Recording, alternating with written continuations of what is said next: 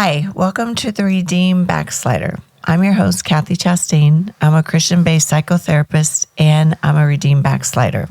I'm trying really hard not to laugh because my cousin is sitting here with me laughing. I know you're trying really hard not to laugh as I open up.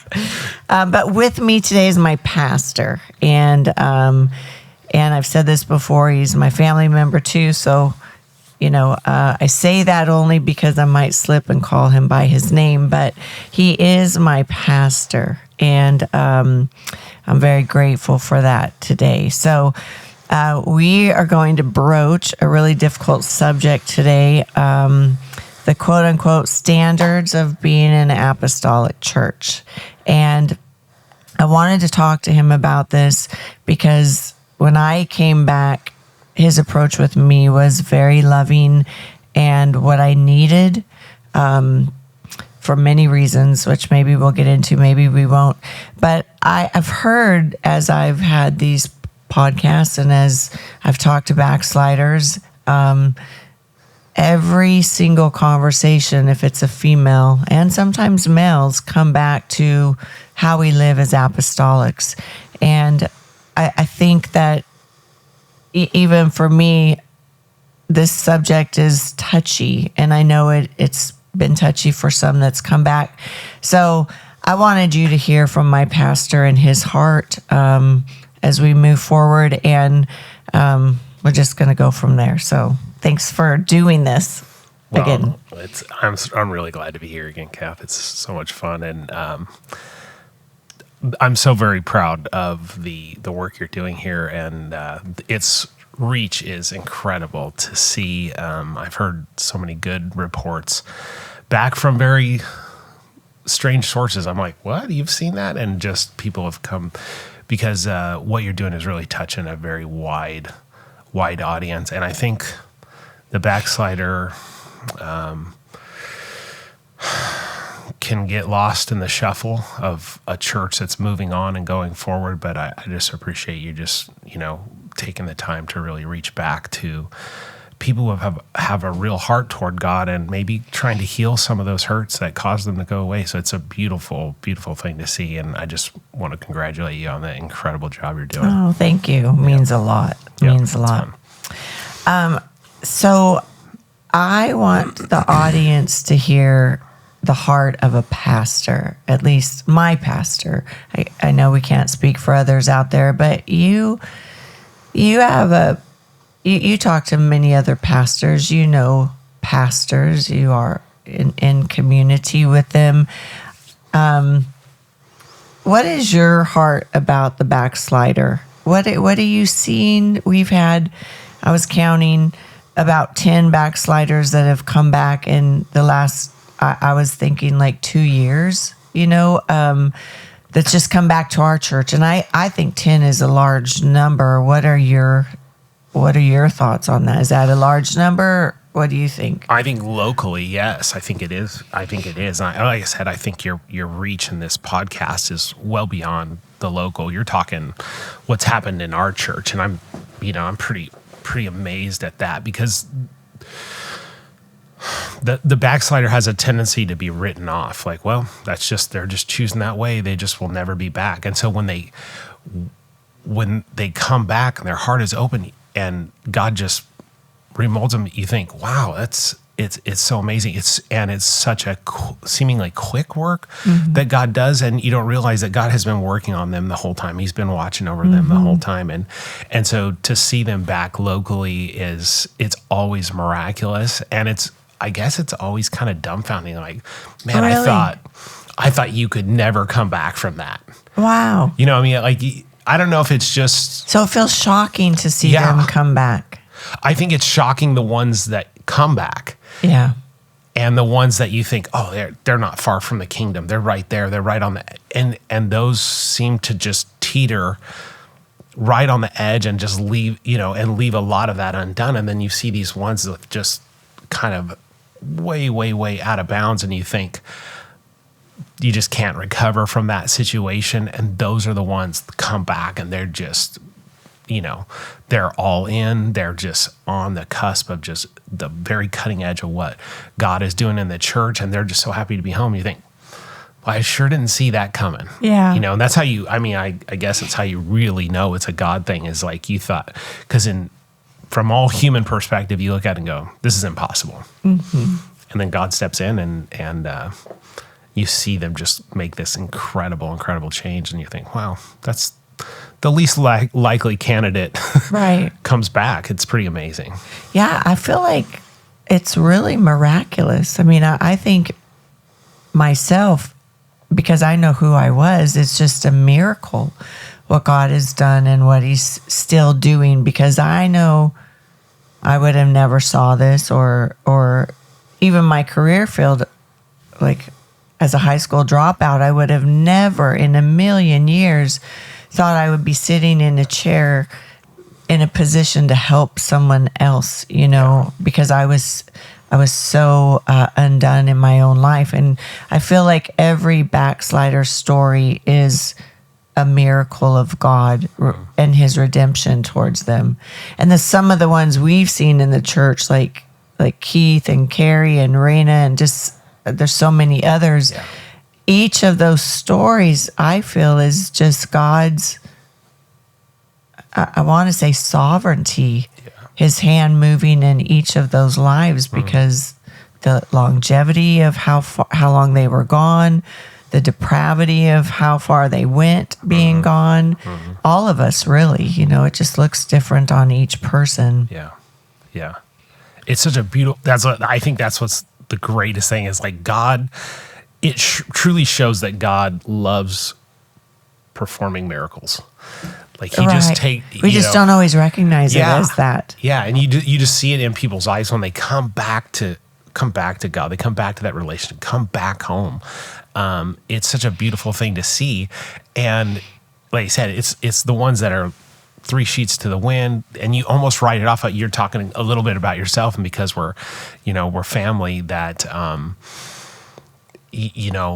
growing up, I think you might have mentioned, growing up together, I was able to watch your life from a distance, and maybe you don't see its effect, but over time, I saw you go in and out of different situations and struggles and stuff like that. And watching you grow up, you think, oh man, oh, well, this mistake's too far. This mistake's too far. So to see what God has just completely, rerouted your life to just this, walk with Him and using you in this ministry to change lives is just incredible to see. And it's only the hand of the Lord. It's only the hand of the Lord. So. Well, I think you said at Thanksgiving, you said, "Oh, this girl is wild," and it's so funny to hear someone else's observation, But I was crazy. Yeah. Crazy. Yeah. That's so diplomatic. Well, I think about it like when we were growing up. I say, when I'm in my teenage years, you're in your early 20s, somewhere in there. Yeah, I think you're 8 years younger, 9 years younger. So, like, whenever you would come, from wherever you were back home for, Christmas or Thanksgiving, it was always, ta-da! Here I am. Complete change. I remember when, your hair was like short on the sides and then it was up. And I mean, it was very, very fashionable for the day, very in step with, whatever was going on in the world, whatever height of fashion and beauty and all these kind of things. You were always in the middle of all that. Yeah. And it was always a surprise how you, it wasn't, like you said, it wasn't disgusting, but it was clearly on the other side of where, as someone who's grown up in church and the modesty and holiness and all these sanctification and all these things, it was clearly outside of those bounds. But you could tell you were like very much just trying to be, trying to be something, be accepted, be real, be among, and that motivated me so much to be accepted and to try to find a place where I could fit, because I never did fit. Now I don't try. I still like it if I can, but But yeah, very, very attention seeking, which is interesting because I'm an introvert. So I never saw myself as attention seeking because I didn't do it vocally, but I did it with my looks and my body. Yeah. And, I used to run around half naked. And so, Yep. yeah, all the time. But I was in an industry that really promoted that. And, but yeah, so the modesty thing has been, it's just all miraculous for me, but it's also God has healed me in all those places that I haven't needed those things like I once did. So how many conversations are you having with backsliders as they come back? Are you having conversations, or they come and ask you questions? Any of them coming about standard questions? I don't think I field a ton of questions about holiness, especially from backsliders, because I think they already have kind of a pre-programmed, like if they've been raised in church, they already have kind of ideas of what they believe for them is holiness. They believe that God has called them to, and those are things that they've run from. So when they come back, it's almost as if they already know what they need to do. They'll even tell you, I know what to do. If you meet somebody, I recall a conversation I had with a really good friend of mine. In fact, my buddy Brent, who I talked about at the last podcast, steals somebody on the very tip of my tongue and forefront of my mind. I remember a conversation we were having. He was driving back from Sacramento, and I did talk about how that he came from a very strict background, and when I talked to him, I really felt I really felt burdened for him, and he's driving back. I said, "Come, just come." He was making a trip up and back from Sacramento back down to Lancaster. And I said, just stop in, come by on church, stay at my house, come stay.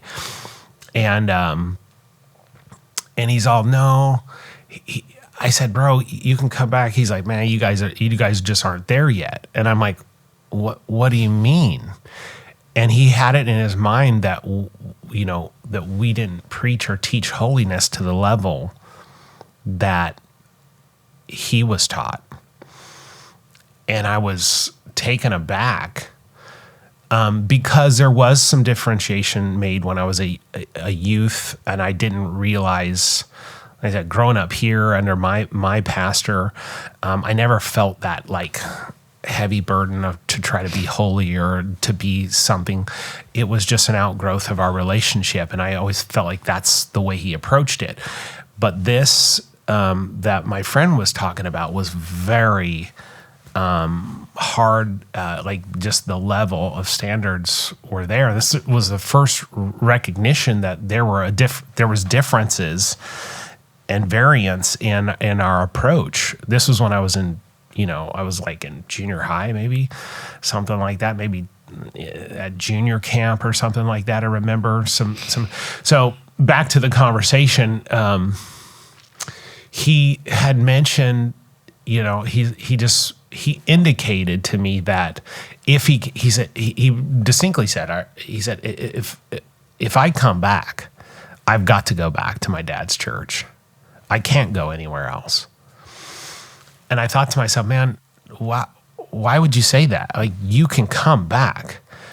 Really, you just need to get around Christ. You just need Jesus back in your life. Yeah. You need to, he loves you. He wants you to be close. I said, I'm not asking you to go my way. I just want you to be close to God. Mm-hmm. But for him to get close meant to be completely 100% perfect again.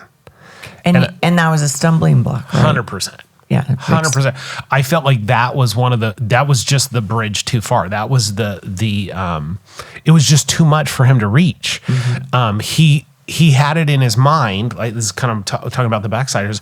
He had this framework in mind that I must do all these things before God will accept me back. Right. And so he had a problem with drugs. he knew he couldn't get rid of that at that point. He had a problem with alcohol. He had a problem with women. He had I don't know about that. I know he had a problem with drugs, alcohol, smoking, all those kind of addictive things that he had going on in his personality and in his life. He'd opened the door to all those things. He opened the door when we were teenagers to those things. So he, for him to come back to God meant everything in his life that he called joy, everything that brought him peace, everything that gave him some bit of comfort in his life, you were asking him to throw all that away and walk back to Christ. And in essence, do you need to do that? Yes, at some point. You're making that way back. But cold turkey, out of nowhere, right. It was just an impossibility for him. But he had this, like I said, this kind of structure built in his mind, all these things he had to do before he came back. And I was like, man, don't worry about those things right now. Just come back, get in the presence of God. Let God help you with those things. You can't do them on your own. I mean, I don't think this walk with Christ and this life of holiness unto him can be done in the flesh. In fact, it can't. It's just, right. It's ugly. It's disgusting. It's not at all what Christ asks of us. It's when we're in Christ that he gives us the ability to become like him without, so you can't have that abstracted from the conversation. It has to be with him, walking with him. Right. And he just didn't, I just don't think he could wrap that in his head. In his mind, he had his mindset that I have to do this, then I can come. Right. He said, I just need to get this done. I need to fix this. I'm going to finish that. And I'm making my way back. I'm coming back. And it never made it. So, with him particularly, and so for anyone listening, some people are regular listeners, and you're part of our organization. Others aren't, but in the Pentecostal movement, the apostolic movement that we are in, there are, I guess, sects within it, and each sect, different churches, different people believe differently in the whole modesty. I'm going to call it a standard. And so we don't often get to hear what men go through. We always hear what the women go through. But with him, it was a sleeve link thing, right? He was thinking that our church didn't hold a strict enough standard on how they dressed, and because we could wear short sleeves versus sleeves to the wrist, right? That was one of his things that he was taught was sleeves always have to be down to the wrist. For men, long sleeves, no shorts, all that kind of stuff, which, that's one of those things he just couldn't bring himself to. All the addiction problems obviously were the biggest, the major problem, but, and that's what I was trying to get to him, like, hey, look, baby steps back, right? Just get in the presence of God. Let your heart be open to him, and let God's love touch you again. Don't be like, well, I can't. Yeah. But that is really the place that people live when they think they want to come back to church, but they only see what they have to give up if they come. Right. And so can we parse out standards versus holiness? Because I personally see those very differently, and I feel like they have been synonymous with one another from a preaching perspective. And I, to be honest with you, when I hear a pastor talk about holiness, I sometimes cringe because I don't, and it's just not as straightforward as what it sounds. But I don't think holiness is the same as standards of the church. But I do think that the standards of the church become natural as someone is growing in their holiness to God. And the reason I sort of want to have you talk about that more and maybe define it separately is because none of us can get holy in ourselves. We can't clean up the outside and voila, we're holy. Holiness comes from the presence of God in our life, relationship with God in our life, and pursuit of God, right? Yeah, I think so. And so I think for people out there that really don't want to come back to our kind of church, this is where they stumble. So I just, maybe you could address that, because I'll let you address it, then Okay. If I go far afield, let me know. I just, I think kind of what you're indicating and what is that the damage that comes from outward standards applied by men. And I think before the inward has been done. So I would say this as a defense to preachers and pastors: we preach holiness. Because we need to be holy, right? Because it's not a question; it's an absolute of the Scripture. Right. It's a doctrine of the Bible. So this is an absolute. Holiness is an absolute necessity. Absolutely. Old Testament, New Testament, you can follow the theme all the way through. So there's no. But it's how we define holiness, right? So this is what I would get to: is this word holiness is used by preachers. This word standards is used by parishioners. In my mind. Okay.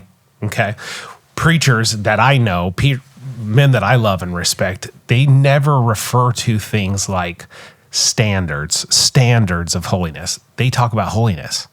They talk about holiness unto God, because that is the literal kind of scriptural premise, is that you are separated. It's not just a separation from the world.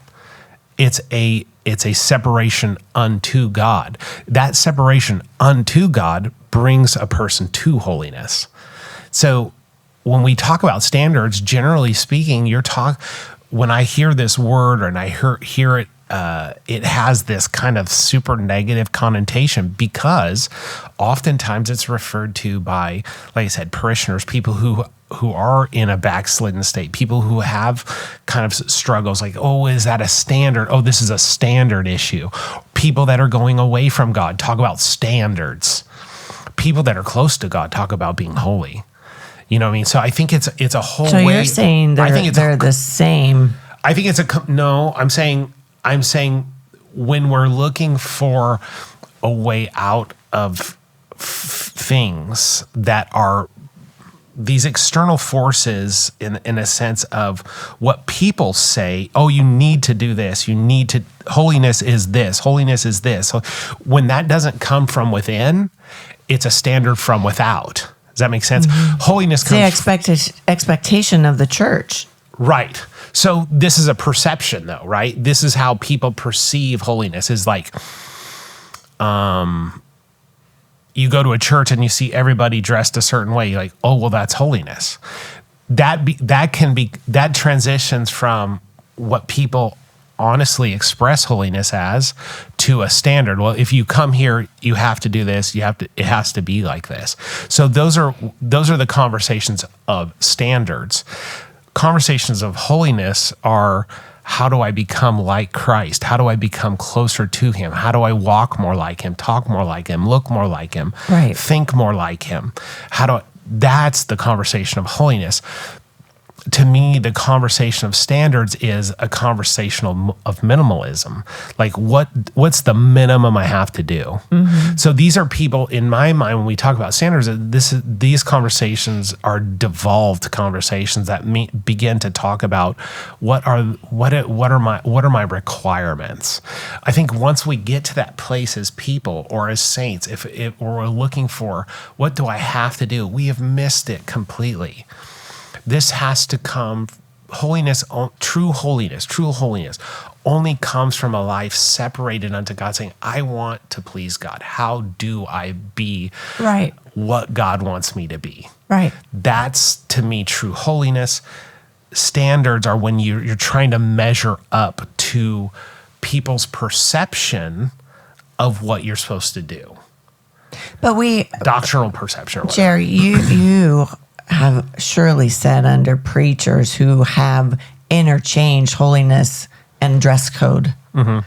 It's problematic. Yeah, 100%. That's what I'm talking about. Because I know your heart that holiness is like that relationship with God. Like when we love him, we want to please him. And I think he naturally changes those things within us. But you know, I don't know that people are wanting to know what's expected of them because they're wanting to ride the fence.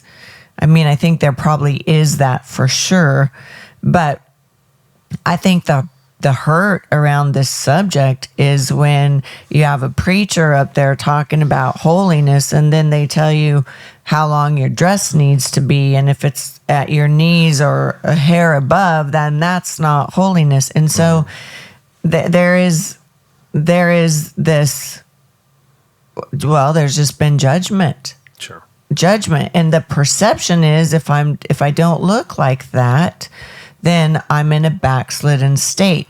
And all of it is being measured by outward appearance. None of it's being measured by what's actually happening in the heart. And if someone is beginning to change, maybe for people who grew up in this way and always lived this way, and they start to change the way they look, to me, that should be a red flag of, oh, what's happening in the heart? What's going on here that this is all of a sudden changing?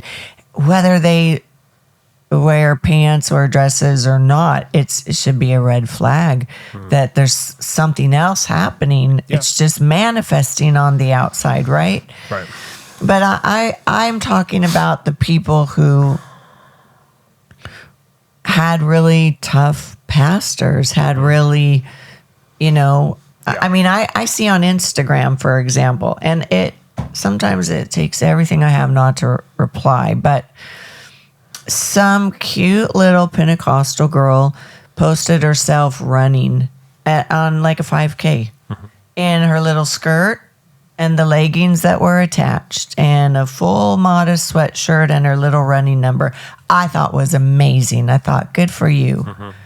Someone commented underneath about the fact that they had leggings on and that you know, and that was sin, and that these leggings represented blah, blah, blah, blah, blah, you know, and I have seen so much of that. So leggings, even under a skirt, is not tolerated by some apostolics. And that's what I'm talking about is when all of this gets really confused, because you're so right. God, the changes that I have made, I'm going to say with the exception of 2, has been because God has changed my heart. You know, God, I really desire, maybe 3, desire to please him, desire to love him. I want to be pleasing to him because I love him. But I'm also, you know, 59. I've had a lot of life. I see the emptiness of all of that. I don't need it anymore. I'm in a different place where I can let things go because it doesn't. I'm also healed in areas where I don't need all of that, right? But you got people that don't want to step foot in an apostolic church, even though the power of God is so real there and so palatable, because they grew up with this harshness around outward appearance. And so what would you say about that journey? Like, as a pastor, you know, I know you're not sitting up there judging them, but they don't always know that. So as a pastor, what do you see when they come back, and what I don't even know what question to ask. What is your heart around that? Well, I think I'm probably going to roll back a little bit in some of your earlier statements, and that is, you know, I have seen pastors preach, you know, very tough things, and as far as where we would define in this context as standards, and they at a conference or at somewhere they preach these kind of very stringent standards, and the crowd is up and rah, and then that's very disenfranchising for people who are maybe not there yet, but here we are in a massive group of people and everybody's shouting, and if you're not measuring up to this level. So there's this kind of cultural aspect that builds up around a church, around certain styles of preaching, that really kind of, I think, bring this to the surface. And I think in those situations, this conversation of holiness can become a standards conversation as opposed to a holiness unto God conversation, because you're in that. And they're different. Yeah, different. And so that perception that someone is a holiness preacher, right, becomes this very dogmatic, articulated position about every single thing in a person's lifestyle, how they approach, what they wear, how they wear, blah, blah, blah, blah, blah, go on down the line. And I think it really strays from the conversation of and unintentionally, right? Because all the people that I've seen in this kind of are in people that I've come into contact with, people that are considered real holiness preachers, whatever, they do it from a pure heart. I think back in that's good to hear. Yeah, that's good to hear. They really, because it doesn't always feel that way. No, it Sitting doesn't. on the pew, it sounds harsh No, he and comes unloving. I agree. And I think part of why there's so many coming back with you, the love you have for the sheep is felt. We feel it when you, even Sunday, I told him before we started this podcast that, Sunday he kind of preached about something he never does, but even then it was so loving, and that was very clear. So I guess that's the difference, is the perception of the person sitting on the pew. Yeah. It felt very harsh. Yeah. And I think back just because of my experience, right, growing up, and as I went to Bible college, I began to realize there was these kind of what you referred to earlier as kind of different factions amongst us. People who are considered, these are very holiness people. These are like middle of the road. These are like, oh, they're a little slipping, And so they're a little liberal. And so these factions start to, and these are human constructs. We construct, these are lefties, these are middle, these are right, and it seems like that's just the way our human mind categorizes things.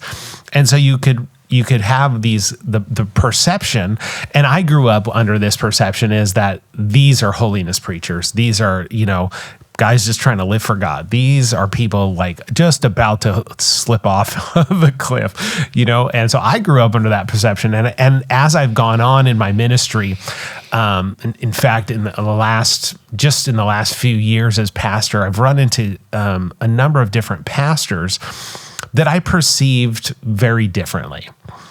And kind of hearing them out. And these are aged men. In fact, a lot of these conversations that I've had have been at funerals, sadly. Funerals for great men in our organization who have gone on to their reward. And they might have been perceived this way or that way or what have you.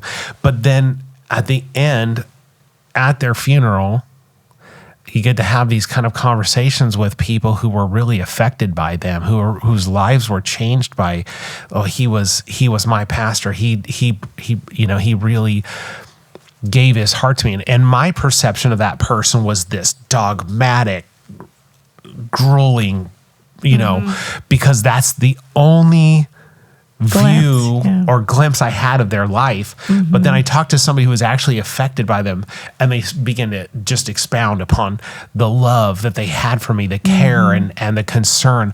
I remember a story about probably one of the most dogmatic known people in my life and I didn't even know him, but I just know stories of, of this preacher named Ike Terry out of, I think, the Bakersfield area, and this kind of real stringent approach he had. But I ran into a guy, and what was his name? He was at the funeral, and I knew him by proxy somehow. I can't remember. And then he came into contact, and he told me he had come out from Ike Terry. He said, I was kicked out of his church 5 times. So this is this very dogmatic man, my perception. And his positions to me came across hateful. Mm-hmm. Well, he kicked someone out 5 times. Yeah. That's a bit scary. And this was not an oddity for him. Like he would, if you don't agree, if you're not lining up, boom, you're out. You're out. You make a mistake, boom, get on out of my church. I'm not going to I'll disfellowship you. And this man kind of bragged about 2 things. One is who his pastor was. Mm-hmm. 2, he bragged about being kicked out that many times. Mm-hmm. And I was just, in my mind, I'm like going, what? Mm-hmm. And he said, but you know what?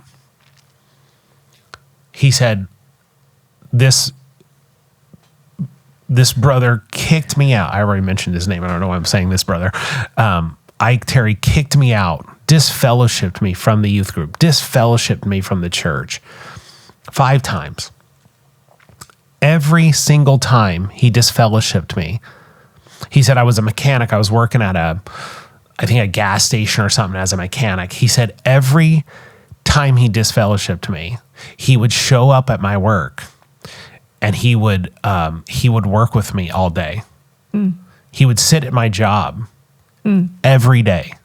He would show up to my job and stay with me hours at a time, talking to me, loving on me, caring for me. He said, and then eventually I would be able to come back. He said, and then I would go, and I was just this wild guy, and I was just going, I was trying to live for God, but I was making these stupid mistakes at the same time. And he said he could not allow that to infect the rest of, so he would kick me out again. Mm-hmm. He said, and then he would show up at my job. Mm-hmm. So that perspective of this man that I had already, the perspective of this man, I've always said this man preached against fresh air. He was, his perspective was hateful. His perspective was dogmatic. And it was very polarizing. Mm-hmm. But I'm going to tell you, in all of these funerals and different people that I've talked to, that was not the man. Yeah. That was this was a perception of the man. Yeah. But this person, revealing that to me, I thought, whoa, I have missed it. And this is the thing, and I think this is kind of what I want to get to, is sometimes pastors preach things because they see the danger, right? Mm-hmm. They see whether that's a cultural danger, whether that's a problem for that person's life in particular, or a problem for the congregation, right. or the people that he's been given to pastor. And so he might make this very, dogmatic or stringent requirement because he sees that as something that he feels like, if I don't take care of this, people will be damaged. If I don't take care of, if I don't hedge this right now, if I don't make a stand against this right now, this could impact others that are amongst the weakest among us, Mm-hmm. And so I guess my perception of those things has changed quite a bit, because I really had a change of heart in talking and having a conversation to some of these guys and guys that grew up under him. They said, man, he was hard, he was tough, but man, the love. And I think that's the difference, is this thing only works. Holiness only works in love. Yeah. In love with Christ, in love with his things, in love with his will, in love with his purpose. And so when you are in love with him, you want to do things that please him, right? Mm-hmm. And so it doesn't really matter. And I think this is where true holiness comes into play, is I do things because I love him. Right. Not because he requires me. Right. Or that the church requires you. And so that the danger is you get the requirement without the love. Right. Then it's a standard. Right.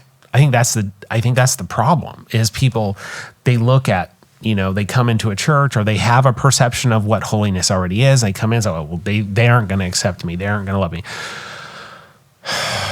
And if if that's the case, I think it's wrong. I don't think that that's the right perspective to have. I think if you come in and you just say, I want to love God with an open heart, God will bring you to a place of holiness with him. Because if you love him, you're just going to naturally tend toward him. And so those are important ways in which I think people get a misconception of what, what's, I want to say like what's required. Again, that's the worst wording to use. What is my requirement? Right. It's, you don't ask that when you're in love with somebody. What do I have to do to make sure that you love me? Man, if I said that to my wife, that would be World War III. That's ridiculous. So the same thing is true with Christ, and in love with him, it's never what do I have to? Right. But when we get to religion, it is a have to, right? People look at it like, what do I have to do to be a part of this church? What do I have to do to... Yeah, I think that's a really, really terrible way to approach the subject. Yeah. Well, I think, too, people are trying to get to a place where they can believe that God loves them. Because I think that's why they ask, what do I have to do? Because they do feel apart from God. They have been out in the world, and they are coming back with a place of, I am committed, I am ready, I want to do this, but I don't know how, I don't know what. And so I don't think they're always trying to hold on to things, but they're also, they want to make sure that they're in right standing with God and that God loves them, because to embrace and actually know that I know that I am his child and that he loves me takes a lot of confidence in God, and a new backslider coming home doesn't have that. No. And they need to know, hey, God's with me and everything's going to be okay, and he's going to lead me however he leads me. So I don't think, but at the same time, some things just don't make sense in those beginning stages. Even in a year stage, and I think people want to know, hey, am I okay? Is this a sin? Is this, there's so much that we do not know about God coming home from being a backslider. And so, anyways, I think that my takeaway from this is, there's a lot more behind the scenes that doesn't always get said if no one's ever asking the questions. And so for someone to be able to come and ask questions and that be okay, I think that's important, because we do perceive the ministry as something different than what the reality probably is. Yeah, I think so. I think, just as a fundamental rule of coming back to the Lord, is that when you come back, and when you look at kind of like the Old Testament typology, when this word holiness is first used, like it's when they're coming out of Egypt, when they're separated from everything that they had before, and they're then through Leviticus and through the following text, there's a very descriptive process that he's giving to his people in the Old Testament about becoming holy, being separated unto the Lord. Be ye holy, for I am holy. These things, these concepts are reiterated, and then they're defined in a lot of ways. And I think that's the tough thing is when we get into the New Testament, is the same requirement is called. First Peter refers back to be ye holy, for I am holy. So he's tying this Old Testament concept back and he's saying, hey, look, what was back there is here too. There's a requirement here. There's a way in which we need to approach God. Of course, we're dealing with a Gentile nation, and they're not under the law, and all these other things. So how does that play out in our modern society, in our day? How does that play out in our culture? I think that's the bridge that most people have trouble with, is they start to want to parse these things. But I think probably the fundamental rule in my mind is, what was I doing when I was in the world? Right. Was I smoking? Man, I probably shouldn't smoke. Was I drinking? Probably shouldn't be drinking anymore. Those things that led me or kept me captivated or entertained in the world, those things that were a part of my person, when God calls his people, when he brings them out of Egypt, just like he does with us, and bringing us out of sin, a fundamental rule is just, what was I doing before? I don't want to do that. Right? That was something that held me away from Christ. Whereas when we come into the New Testament, what brings me closer to him?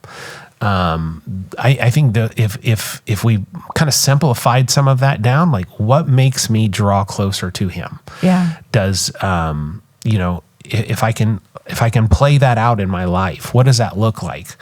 If I separate myself from what I used to be, what does that look like in my life? Right? I think those fundamental rules applied to your life bring you to a place that's closer to him, because obviously what I was doing over there wasn't right.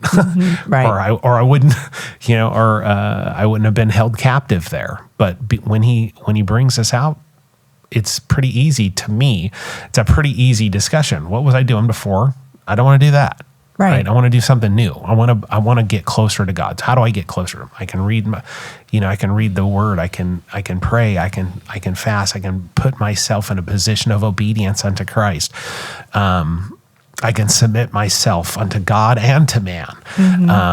In those things, and that kind of like obedience to the Spirit of God, obedience to the Word of God, obedience, then that's what the Scripture's talking about. That obedience to God's Word, His will, and His purpose in your life, and His Spirit talking to you.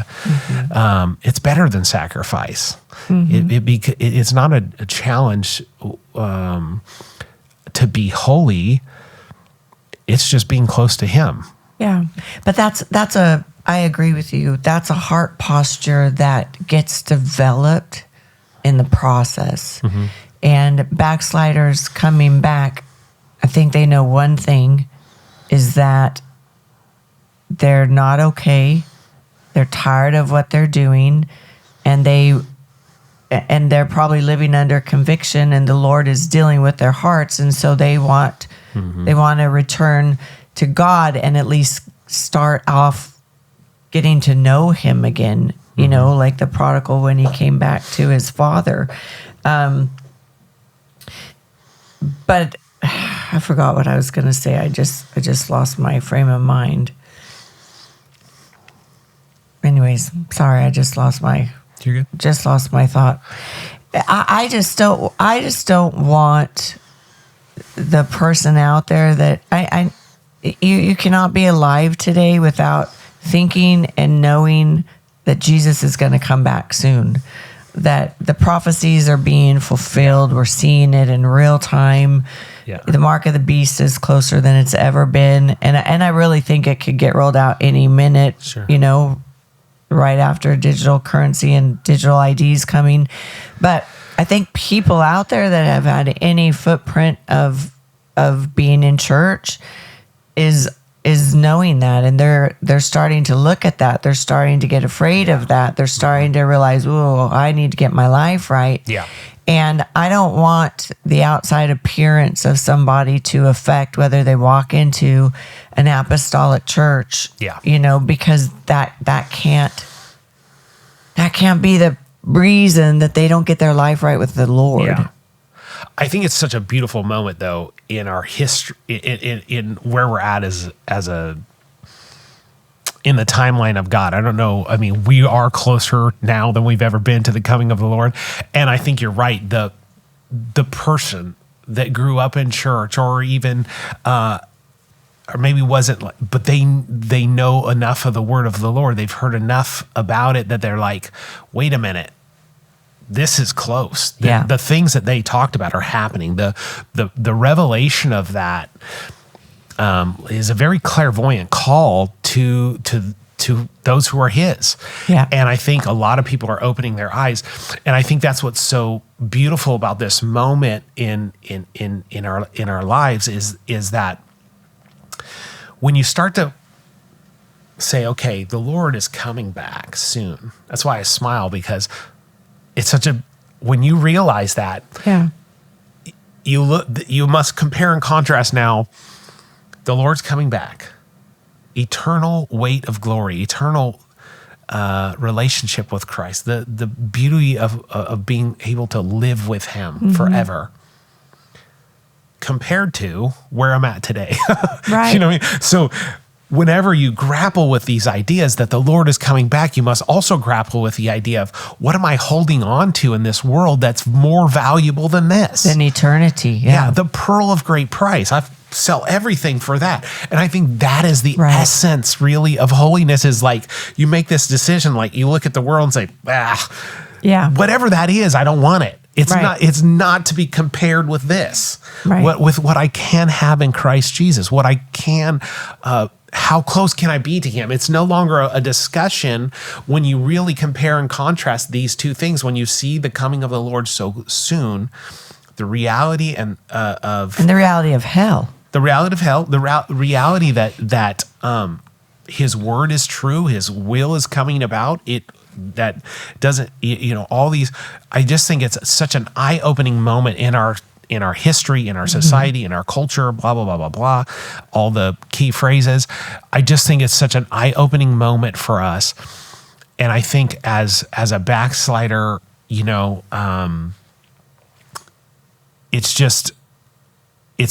not a tough choice in my mind when you compare these two. Right. Now the devil can get his hooks in, and that's the danger. Obviously, is when you're in the world, the devil has his ways of just hooking you on things, not only addictive but mentally and just the strongholds, all the strongholds that kind of hold a person down, and they can get to a place like I was talking to you about my buddy. It's not only the hooks of addiction, it's the confines built around their own perception of what is required of them. Right. That standard, I got to do this.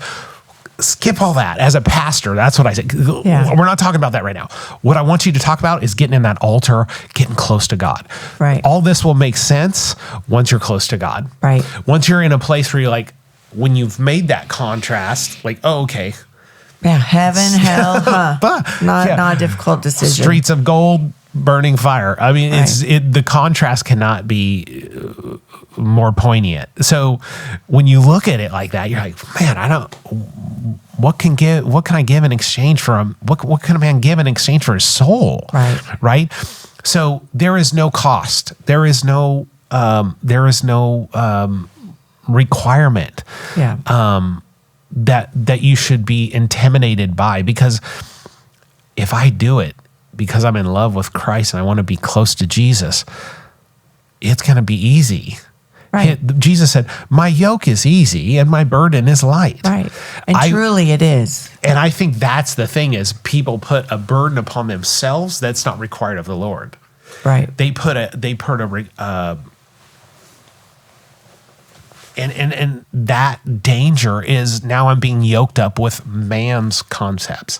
But they have not yet crossed over to the decision yet. Backsliders are in that place of contemplation. So they haven't maybe found that place at the altar yet to where, oh man, I don't ever want to leave this. They're just in the contemplation, and they're looking at, is this necessary? Is this needful?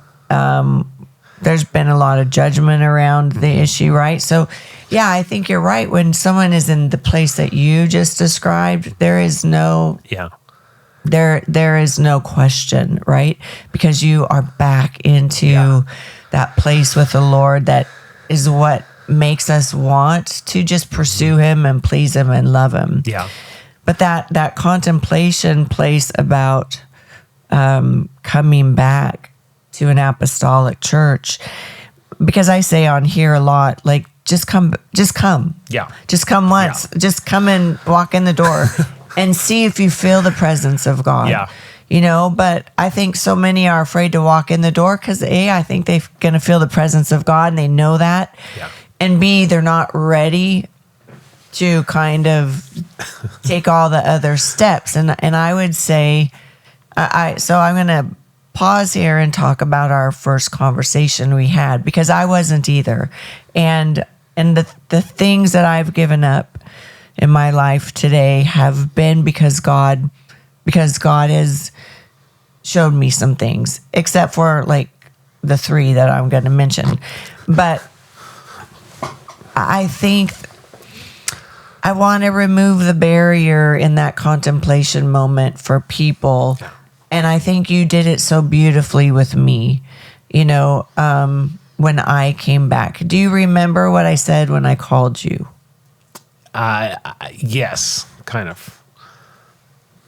Okay, tell me. The way I remember it was, you said, I want to come back to church. I want to come back to your church. I know I'm kind of not where you would describe as the place I need to be.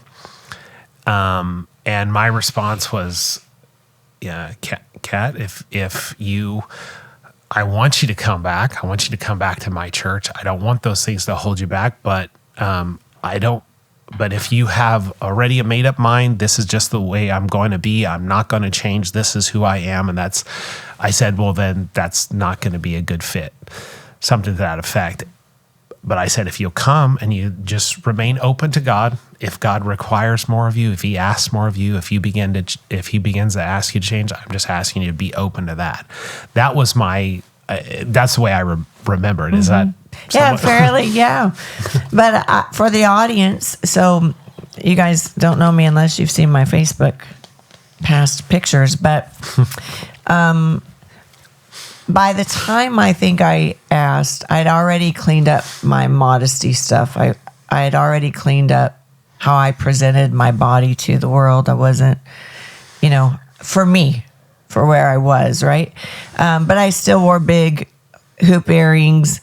I had a thumb ring on my right thumb, and I wore jewelry. I love jewelry. I used to wear bracelets up my arm, and, you know, I was very fashionable, I would think, you know, and I had my own little style. And so when I called my pastor, I said, I'd like to come, you know, but I want to come how I am. Would you accept me how I am? You know, because I also told him that in the past, when I had given my life back to God, I did do all the outward things. I joined the choir. I cleaned up everything that was expected of an apostolic Pentecostal girl. And I still never found my place. And more importantly, I didn't have answers for people as to why I did what I did. And it was very important for me to know the reasons why we do what we do. And so you said, no, Kathy, just come. But I would ask that you remain open to God, to let God lead you. And so, you know, because that was, and it is hard going. It was hard for me. I think I probably took my earrings out on church days, but it was hard for me to go and just stay true to myself for the reasons that I felt was important and let God kind of do that work. And so, so my pastor said, yes, come, you know, just stay open to God. But I think you heard my heart. You knew I wanted the things of the Lord. I wanted to be part of what God was doing. And I knew, because I'd been many years at other churches, the power of God was at our church. And that's what I was after. I wanted the presence of God. And so you opened that door for me, and I felt very loved and very seen in that moment to just come and be, and I think I also told you one of the reasons I needed to find a church and have a pastor is because in my field of work, I've had some really scary experiences spiritually with people. I've been threatened physically with murder with clients, and I understood enough spiritually speaking that I needed a covering. And at the time, I didn't have a pastor that I felt could cover me spiritually. And as a single woman, I knew that I needed that. And so I asked you if you would be my covering. Do you remember what you said to me? Not exactly.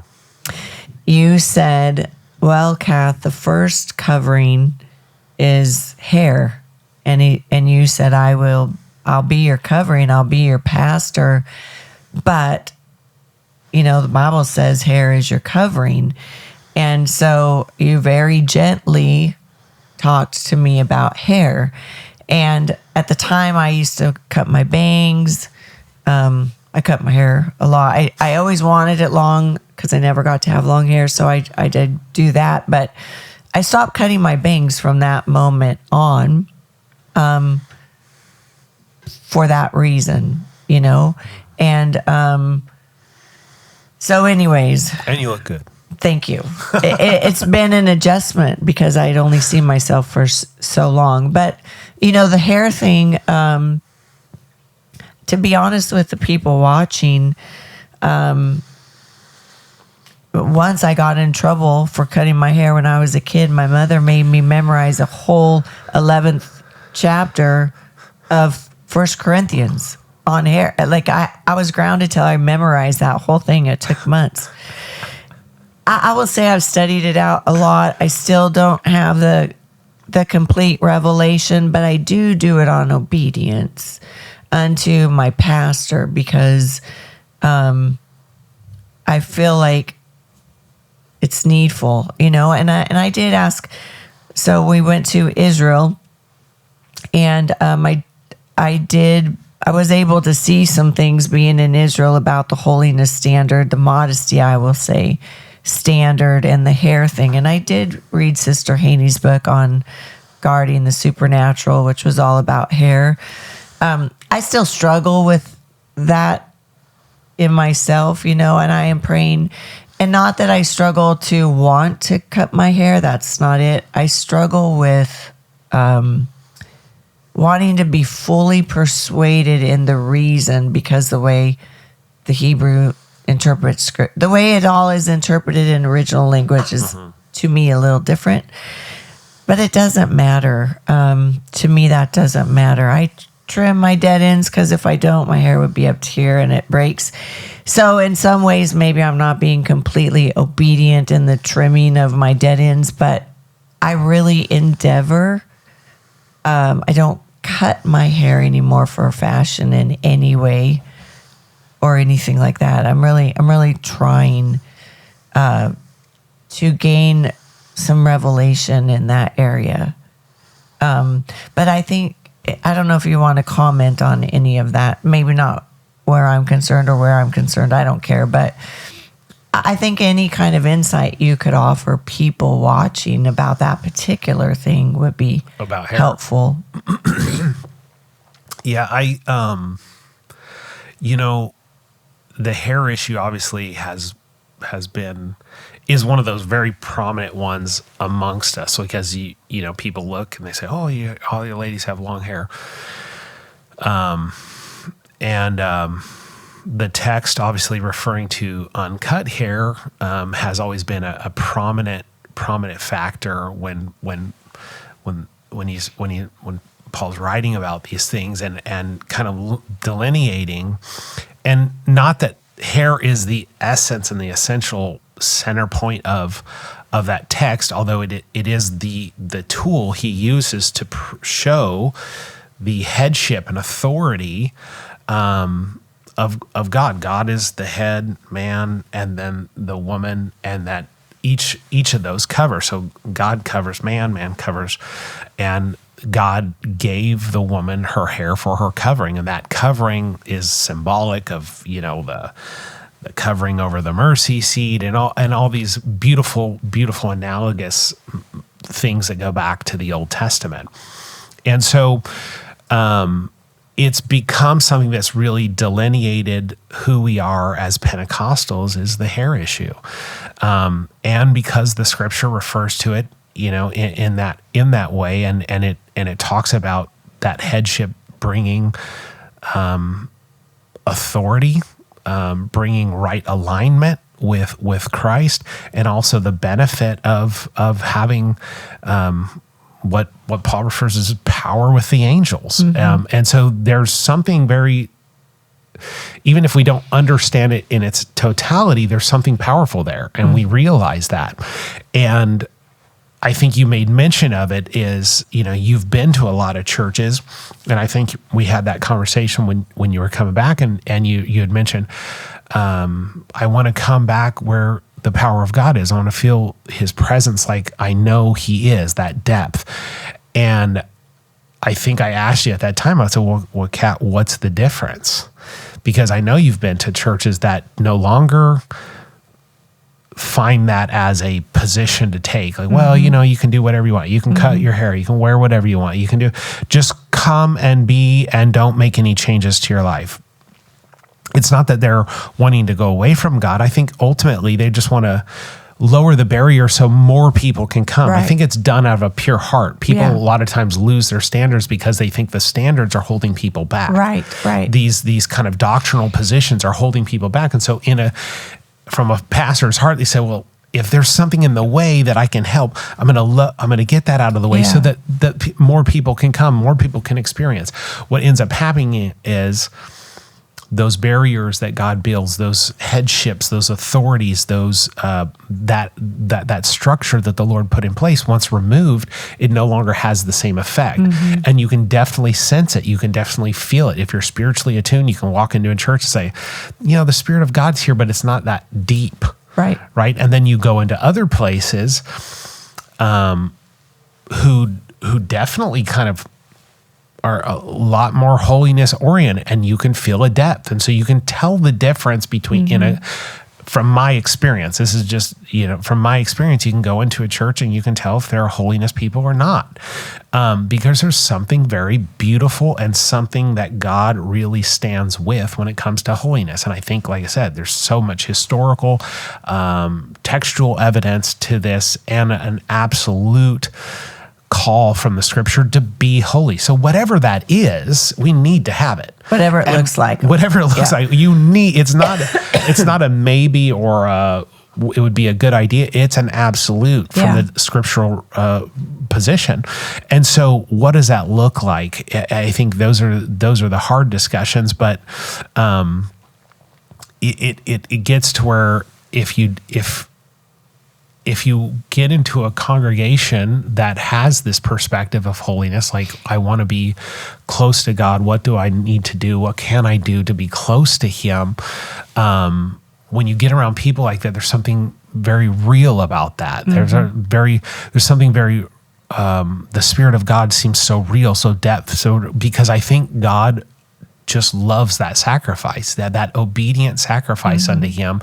There's something that's just so desirous of him. When people are willing to lay down themselves to glorify him, there's something just amazing that happens in the spirit realm. Right. Because it's no longer about self, me, mine, my way, my fashion, my style, my person, my persona, all that gets all to glorify him. And that is being created. That's a person saying, I want to be created in the image of God, recreated, reformed in the image of him.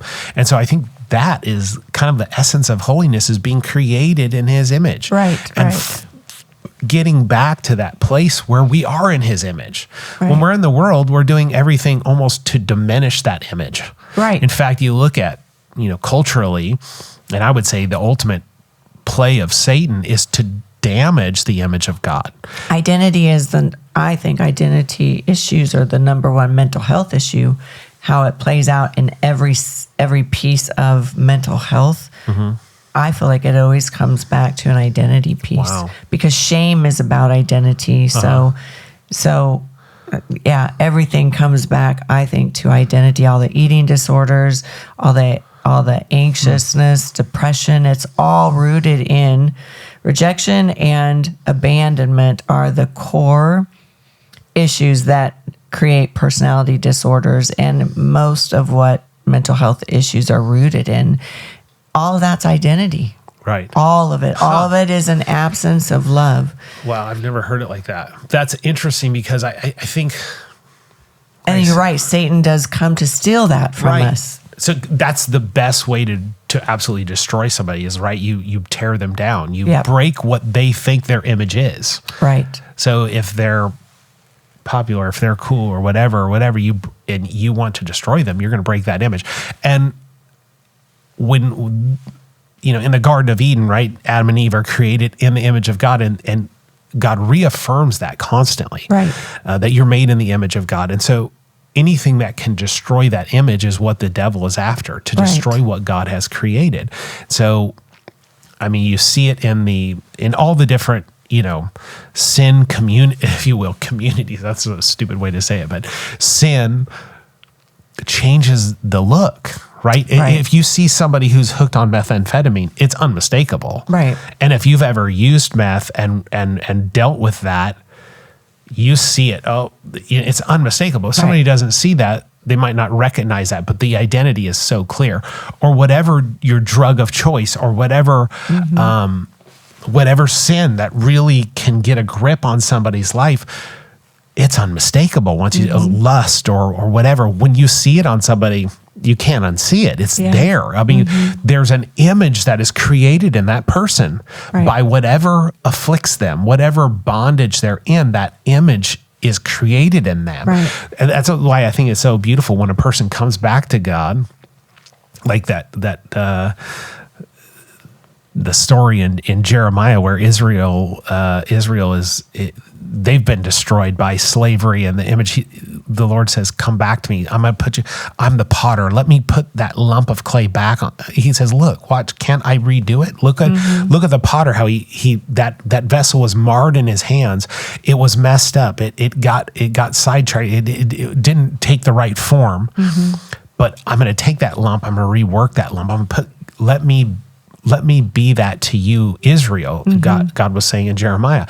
And I think that same thing is true of the backslider. That's what all that God is saying. He says, look, you're just let me put my hands back on you. Let me remold you. Let me reshape you. The image that sometimes the world puts on us, even religion can put on us, is can be a horribly marred thing. Yeah. Right? Religion can put a marred perspective on us in our lives. And religion is anything that we do in the church culture that is not coming from a pure heart. It's not coming from a relationship with the Lord. Right? If I cleaned up tomorrow, took all my makeup off and did all the things, just to be Pentecostal and to be more accepted, it would not be coming from the right heart posture. And eventually I'd probably resent that, which, before it just didn't work. I have to make sure it's coming from the right place to where it can last, because it never lasted before, because it was just what I thought I was supposed to do. Yeah. It was religion. It was not doing it unto man and not unto God. Right. So those are that. I mean, if we're doing anything like this, right? It is going to fail. If we do it unto man because someone requires it of me or somebody asks it of me, but when the Lord steps in and says, hey, and he begins to convict us for things that we're doing or directions we're taking, or even positions in our mind and thought that we're utilizing, if he steps in and asks us different, it's way different. I mean, and you're willing to change, right? And it's easy. It happens. It's very easy. It's very easy. Yeah, it's super easy. And those things fall off of us like, You know, it just they're shucked off of us real quickly when it's to God. Yeah. When it's to man, you're right. I think it builds resentment, resistance to religion. Well, there's an absence of trust there, you know, that Right. you don't trust, and if you can't trust, Yeah. it's super hard to follow somebody if you don't trust them. Yeah. I think culturally as Pentecostals, I think a lot in times past, we had this kind of idea that just whatever pastor would say, I have to just do these things. And I think that was it was very damaging to a lot of people because that's all they saw. That's all. And that I think partially was a cultural thing. Like during the 40s, 50s, 60s, it was just do because I said do. Right. Whereas when I went to Bible college, and really we talked about these things that wasn't the perspective of our professors, Dr. Seagraves and Crownover and Brother Garner, and it was a passion for the things of God. If I'm passionate about God, I want him, I desire him, right. I'm going to follow him. Right. And if he says jump, I'm going to say how high, not because man requires this, but because the Lord asked me. Right. Something very different when the Lord Way asks different, you. right. And so, and I think sometimes people, because they don't cultivate a relationship where God talks to them, they just have a church relationship, then you have the problem that we're really kind of referring to, and that is a standard problem. Because now it's not God talking to me. The church requires this. My pastor said so. Right. And then it's never going to hold weight. It's never going to hold strength in your life if you're doing it as unto man. But if you're doing it as unto God, man, what you know, like I said, how far do you want me to go? I'll go as far as you want, as long as I'm doing it to God. Right. If I'm doing it to man and it's just because man requires it of me, I could be a diligent soldier. I could do what somebody asks of me as long as I'm in their presence. Right. As soon as I'm out of their presence, I'm doing my own thing. Right. Right. And so that's the difference. True holiness is it becomes that I am who God wants me to be. Yeah. Instead of I am what my church requires of me or my religion requires of me. Holiness comes from within to without, and it's beautiful when you've seen it, and when you see it, it's the most gorgeous thing ever. It's the ugliest thing ever, too, if it's outward, right, it's not inward, not inward. Yeah, so I mean, I think that's when I remember going to Bible college, CLC. I didn't go to Bible college, but CLC. And I remember seeing girls with real gaudy, jeweled up watches and skin tight clothes. And I was thinking, because I was always looking at the heart, what I saw was the heart behind it. And the two didn't compute for me. And I'm like, it's the same. Yeah. That this is the same. It doesn't matter. And that was part of when I started to not you saw the hypocrisy. Yeah, I saw the hypocrisy. And again, I was just trying, Lord, what does all this mean? I was just trying to follow the Lord. Yeah. But anyways, that ended up taking me down a whole different road. Because I started going less when I started figuring out I didn't fit in.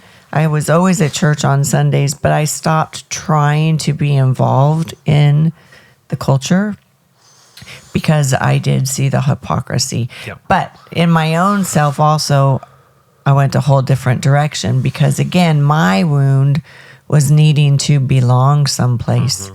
And I think, I don't know the stories of backsliders out there that haven't come back. I know there's deep, deep wounds. Yeah. We're having this discussion so that how you look on the outside doesn't have to be a barrier to when you come back. You know, that you could just come back. Because I think, I'm glad you said that about the pastors, that they are approaching it from the right perspective. But when we are wounded, we're going to hear it from a wounded lens. And we're going to hear it as talking to us and targeted to us, you know, and that's just not always the case.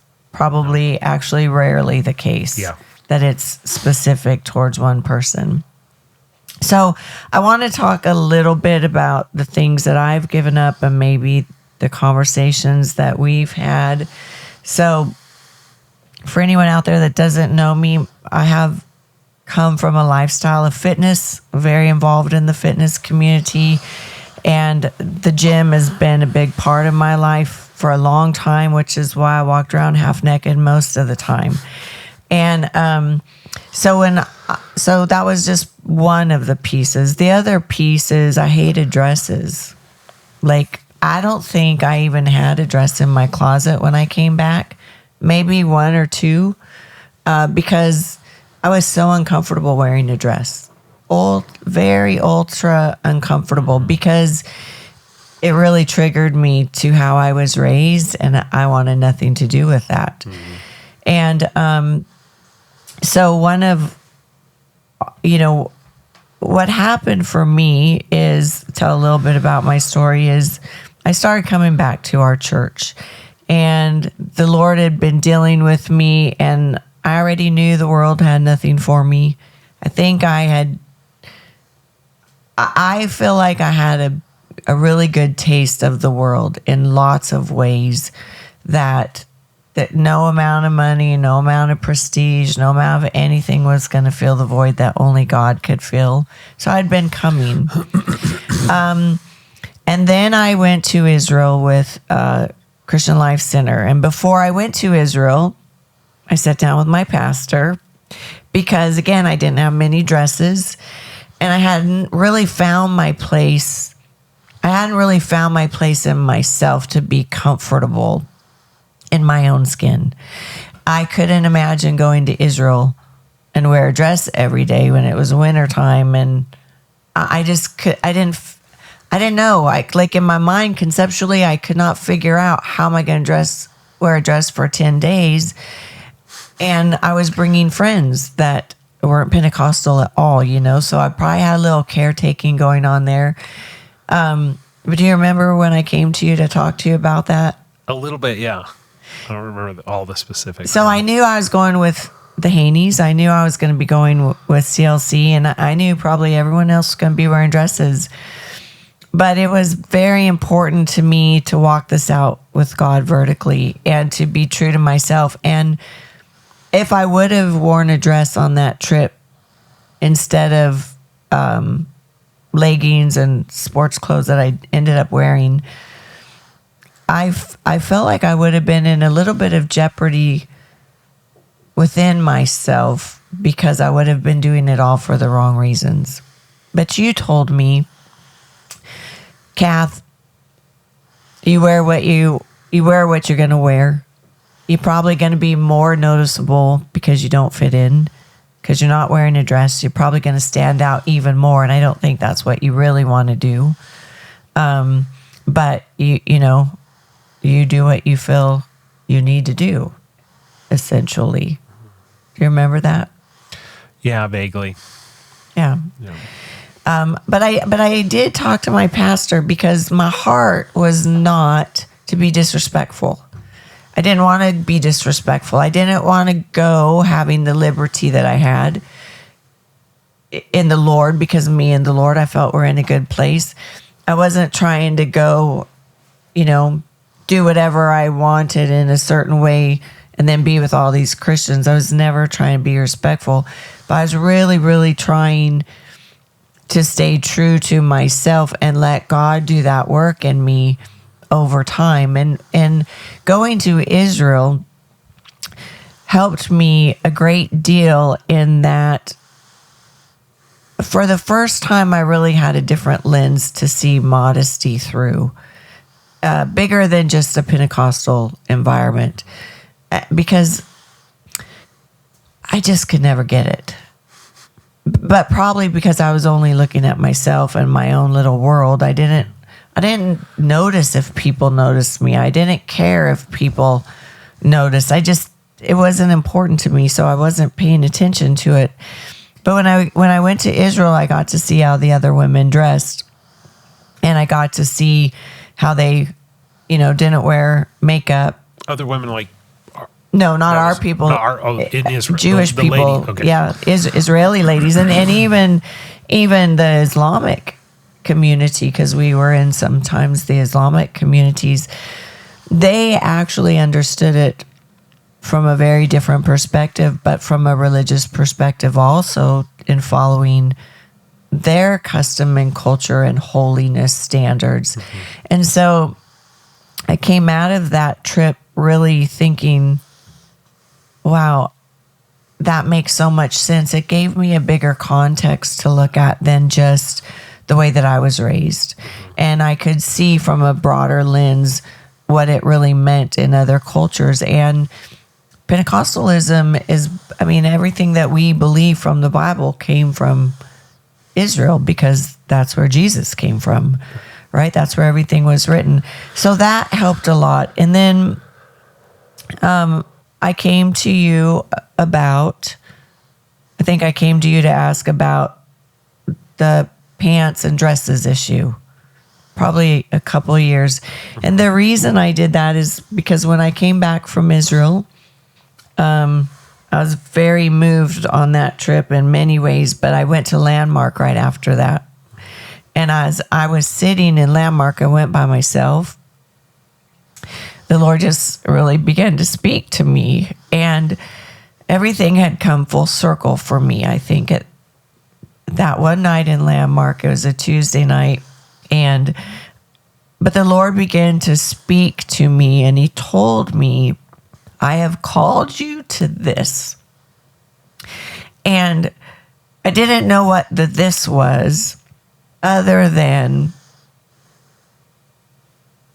our apostolic movement, to the United Pentecostal movement, to the holiness standards that I always viewed. I felt like the Lord was saying, this is what I've called you to. And in the weeks and months after, I just said, yes, okay, because I want him. Yep. I've only ever wanted him.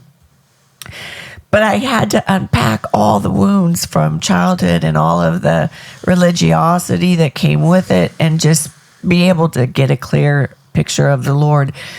So when I came back, I asked you about the pants thing, because I was obviously still just trying to be myself, and I didn't have a really good reason not to wear them. Do you remember what you said to me then? I think I do, because it goes back kind of a little bit to our conversation before, and that is image. When you look at someone who is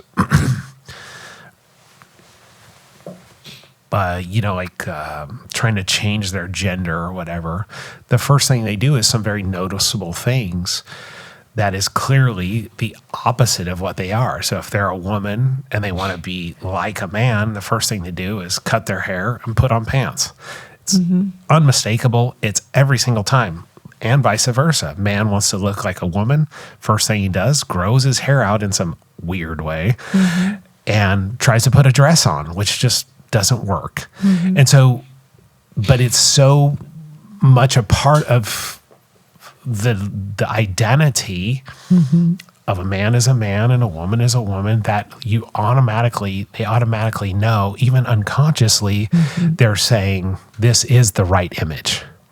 I thought that was a fascinating thing. I think that's what I related to you is there's just something about it. There's something very feminine. There's something very modest about a woman who wears a dress, and it is very feminine. It's very in the image of I think what God wants, desires. Yeah. And that helped, because I had chosen to stay and remain in our apostolic movement. And I knew, okay, now that I made this decision, I felt like God clearly told me this is what he's called me to. This is what I was born into. This is my heritage. I needed then to be able to understand. And so we were meeting for lunch that day to have some of these conversations. And as I drove up, I had seen a trans man dressed as a woman in a dress. I mean, like literally, I parked my car and walked right in back of me. And so that image was just so reticent in that moment. And I thought, okay, I could live with that. That is something that I can take with me and then be able to give an answer to someone else, about why I choose to wear a dress. And, he knows all this because we've had all these conversations, but I wanted to do this podcast for anyone out there who struggles with this. Like, that struggle is real, and it is so important for us to be comfortable in our skin because we're so vulnerable on the inside. Mm-hmm. I had someone tell me once, and it really hit me between the eyes. He was a very close friend of mine, and he just said it so matter-of-factly. He said, Kathy, you built such a perfect image on the outside that no one can get close to you. Mm-hmm. It's the mask you wear. Mm-hmm. And I don't think he understood the depth of that truth, but sometimes how we do look is a mask that we wear, and it certainly had become the mask that I wore because I identified more in how I present myself because I'm really afraid of being hurt, Yeah. And so we can often see how someone looks on the outside is weaponry, is armor from people being able to see us on the inside. And so learning to find myself in who I am as an apostolic, is so different. And my pastor was very gentle and really helped me. You said you will find your way.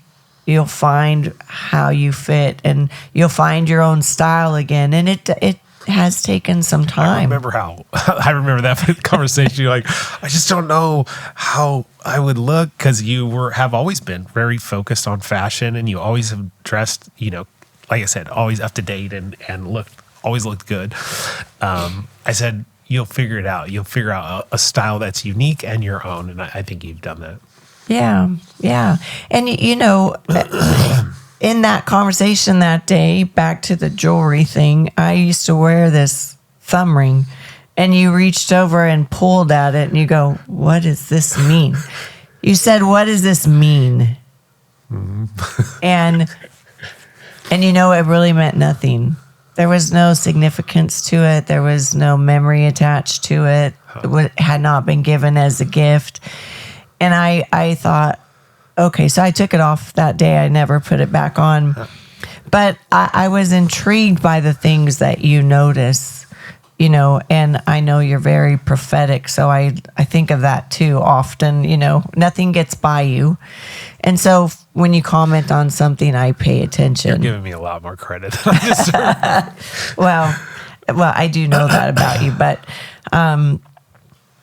anyways, I wanted to have this conversation because, in total transparency for me, especially for people from our church that watch this podcast, I'm working on this stuff, and that we talk frequently about stuff, but it is a process, and I. Whatever choices that get made in my life, I want to make sure that I have really clear and good reasons for them. Because if I'm honest, I don't think everything that you're going to have to chime in here. There is a difference between salvation issues and standard issues. And that's the argument most people make is this isn't going to take you to hell. This isn't a heaven or hell issue. So a lot of these things are not heaven and hell issues. But what I did notice, what I ultimately said is there's such a marked difference in an apostolic church when people do kind of abide by those holiness standards that have been set forth and the power of God that moves in that environment. Mm-hmm. And to me, I can't deny that, because I have gone to other churches and felt the presence of the Lord, but it isn't the same. The depth seems to be absent. And I think there's really something to it, But, yeah. Yeah. I guess that was a statement. Yeah. A good statement. Yeah, but I would agree with you. I think there is a depth, and it's unmistakable. And I was so thankful, like when God had moved on you and you're coming back and you could just see your struggle. And I love that, you don't do anything until you've thought it out. And I think because you feel like you also have to be able not only to give an answer, not only for in your own self, but to others. So this is why I do what I do. Right. This is why. And I love that, because you're not in a hurry. I try to make sure that you're not in a hurry as a pastor, because I want every decision you make to be like, this has come not only from the word, from God speaking to me, but also good teaching and direction. I don't want it to be like we've talked about. I'm trying to prevent exactly the damage that we've seen.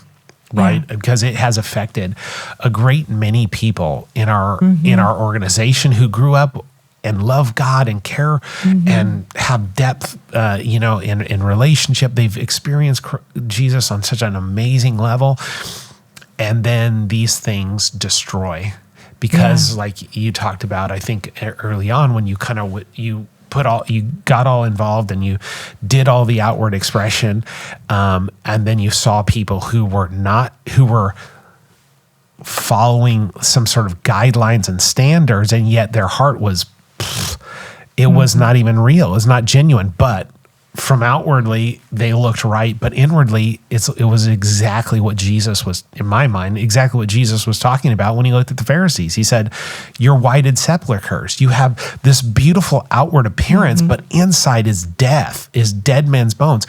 And that's how damaging holiness standards are.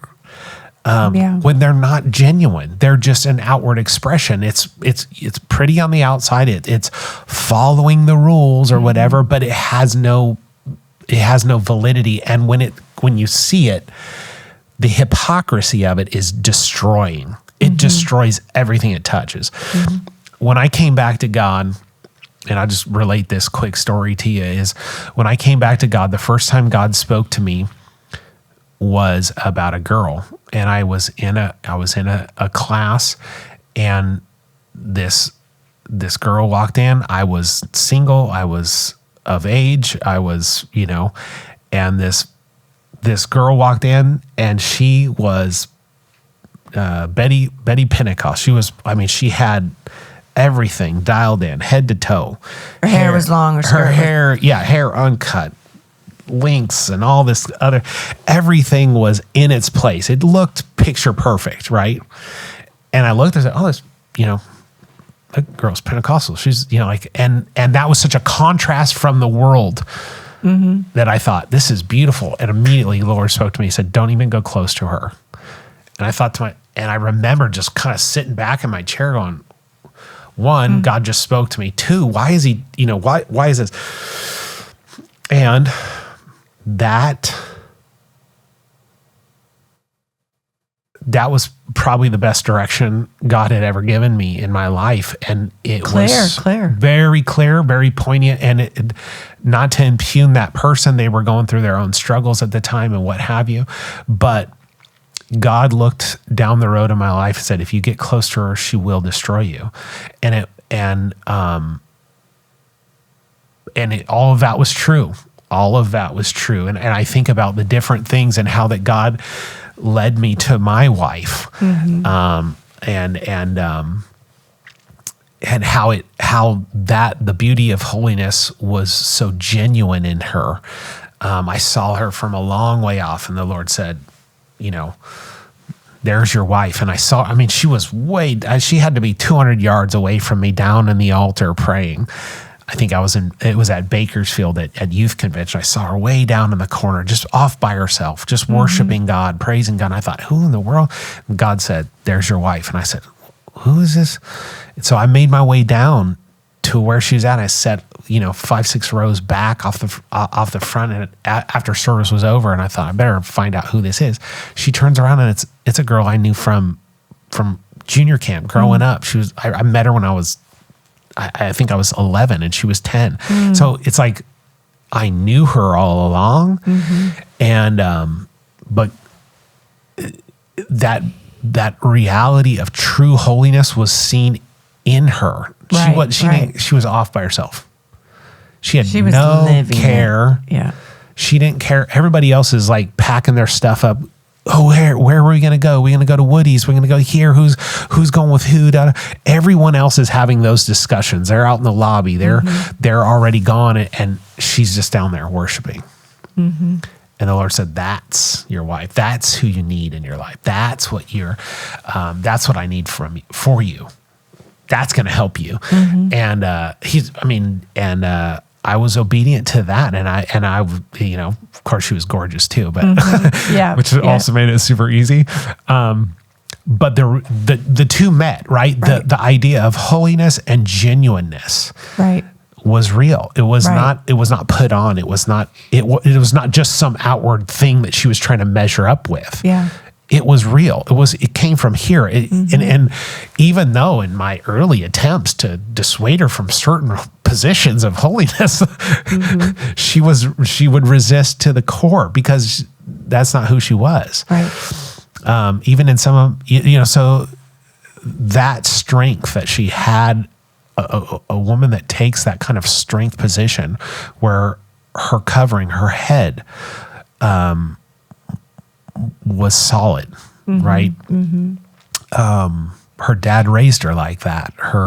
She was submitted to her dad. Then she was submitted to the Word of God, and then as a husband, she submitted unto me. That headship and authority fell directly. God knew I needed that. Without her strength, I would never be even close to where I'm at. I would have been destroyed very, very, very easily. But God knows how to bring that right strength into your life, and he did. So it was in such her life was in such contrast to where God spoke to me. Yeah, yeah. And so that's that whole concept of the whited sepulcher and Jesus coming. That the other story of Jesus coming to the fig tree, right? And he comes to this tree. It looks like it should have fruit, and then he comes to it and has nothing on it. He cursed. He cursed it. That's very strong. And it withered away directly. And I think that's such a stark reality that in living for God, in trying to be holy, it cannot be an outward expression. It cannot be just something put on. Yeah. It better bear fruit. It better have 100% fruit involved. Right. And I think that's the true challenge of holiness, is not just having the outside right, but having the inside right that produces the fruit of the outside. Right. That's the challenge. And I think when that's done correctly, it's so, so gorgeous. It's so beautiful. And it destroys the yoke. It destroys the yoke of people who are... This is what I mean by destroying the yoke. So like there in our society, in our world, there is perversion, lust is like a yoke on people, on men especially. So when a woman walks in true holiness, he cannot. It's almost like spiritually there's like a block. He cannot look at a woman who's walking in true holiness and be lustful and he's like, oh, that girl's different, and he moves on. Yeah. It's a barrier. It's a spiritual barrier. It's a holiness barrier that's built around her. It is so much that man wants to peer into her soul, into her person. He can't do it. There's a border. There's this shrouding of her life, and it's accepted and like understood spiritually and move on. Yeah. Because there's, but the reality of that is to me very, very seen. Now, this is what anyway, I think this is the attempt of what Islam tries to do, but without the Spirit. Right. And without the Spirit, it just gets more and more and more and more and more. My dad was in Kuwait and Iraq, different deployments and stuff like that. And he talked about, one of the things he talked about was being there and seeing women in burqas. And he said, they are covered, man, head to toe. He said, but what was in their eyes is the same as every American girl. Yeah. You can see it. Because you can't. And the Bible says eyes are the windows to the soul. Yeah, he said the difference was like the outward, sure. But inside, you see those eyes, the eyes were saying a completely different thing. And he says, people are people. Yeah. And I thought that was so profound. And then him seeing that and expressing that, I thought that was so interesting, because it is as much as Islam and other religions realize the importance and the effect it has. If it doesn't come from the heart, it's still invalid. Right. Doesn't matter how many things you got covered. Yeah. You can't replace true holiness that comes from the inside, the fruit of it. Yeah. It will always come out. Right. Yeah.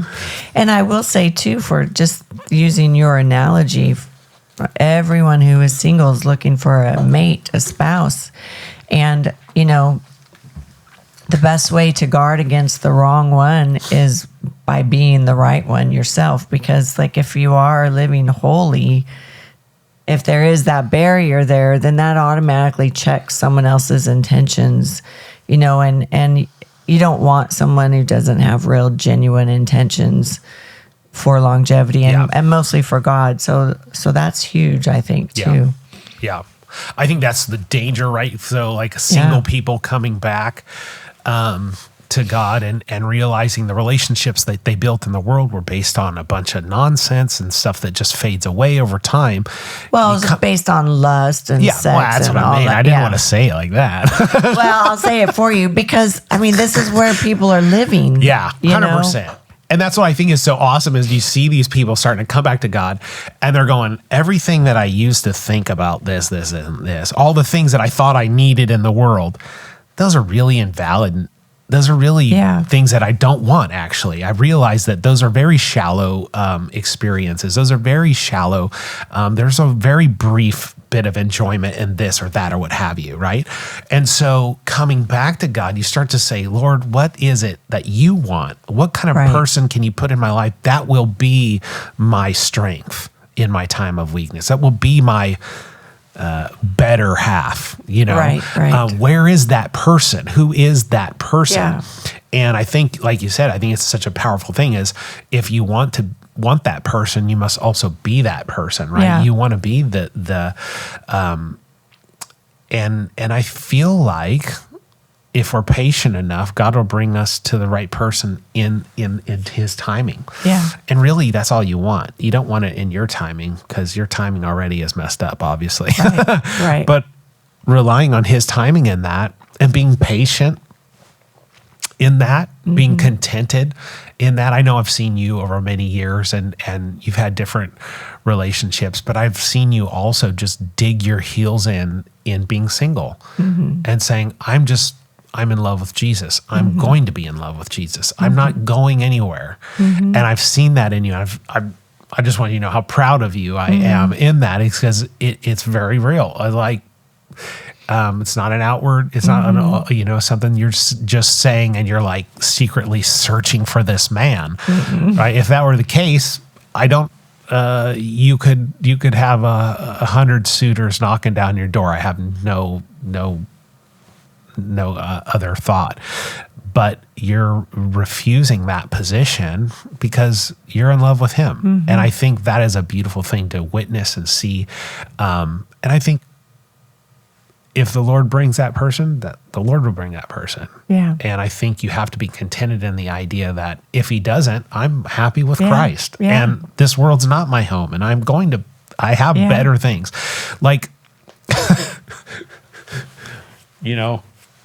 heaven, we're not going to be worrying about the things that we're worried about here. Yeah. Here, we're worried about, practical matters. Yeah, like sexuality and all these other. Yeah.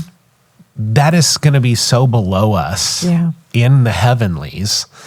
And we can't, because it's such a part and such a driving force in our lives today, we think, oh, then heaven will, we'll be having, I don't know. I just think that people want to transfer that thought because it's such a part of our life today. And Jesus said, in heaven, there's neither male nor female. Right. So what are you going to do with that? Right. Because that's not, he's making the point, just like he makes the point that the most expensive thing, the most valuable thing in our earth today is gold. Right. We're going to be walking on those things. And that I think that same paradigm is Jesus is trying to show that what we so value and think are so much necessity in this life, in this world, are not going to be that important. Yeah. No, it's not. So if you're focused on sex and you're just, the heavenlies is going to be a celestial whatever. Yeah, I think that's ridiculous. Yeah, they just don't know how to just live. But I think every stage that you walk through in your choice to pursue the Lord in this way, the holiness way, the abstinence, all being single, waiting for God, is always going to reveal something within us. And I believe ultimately God wants to heal every single piece of our heart. And so when I bump against, on Thanksgiving, I'm going to tell you about the caterpillars. I'm going to tell them about the caterpillars. So at Thanksgiving, I was having a conversation with him, a pastoral conversation about some things in my own life. And he talked to me about my eyelashes. Oh. And second time he's called them caterpillars. But that, how much of a distraction it is. And I'm like, I'm not married to him, but I have had eyelashes for almost 20 years, 19 years. So 19 years I've been wearing eyelashes to, feel better about myself, I guess. But the point of saying that is everything that I let go of, I'm bumping up against my own insecurity and having to expose that insecurity to the Lord and letting him do the work in it, and that's the hard thing, right? It's because it's not about lashes, no lashes, not about wearing lipstick, no lipstick. It's not about any of that. It's about being able to love myself. Yeah. Being able to look in the mirror and feel like I can face my clients today and feel like I have some form of self-confidence, and that's a slippery slope too. But, my point in all of this is the things that I have let go of in order to live this life in what I know God told me I was called to. It's bumped up against my own wounds and humanity and insecurities. And I think for the backslider, I definitely don't want you to come back and have to fit in a mold. I know that you don't want anyone to come back and fit into a mold. It's super needful that you know yourself and that you can begin to just get vertical with God and just find the Lord. And then for those that's been back for a little while, every new thing that God presents to us is an invitation for deeper healing, in my opinion, and deeper relationship with him. Yeah. And ultimately, God is not, this is going to sound contrary, you can fix it from a pastoral place, but God is not a God of judgment. He's not sitting there waiting for us to be perfect before he's going to love us or even move in our life, but rather he knows that how much bondage sometimes we are in by the things, there's so many little things that never show up on the outside appearance that we could do that keeps us captive, and God is trying to do all of those things, not just the outside. Like you said, the outside just comes naturally as we grow closer to the Lord, and I think that's the way it should be. But God is not punitive. He's not sitting there waiting for you to be a certain way for him to love you. He just loves you. Yeah.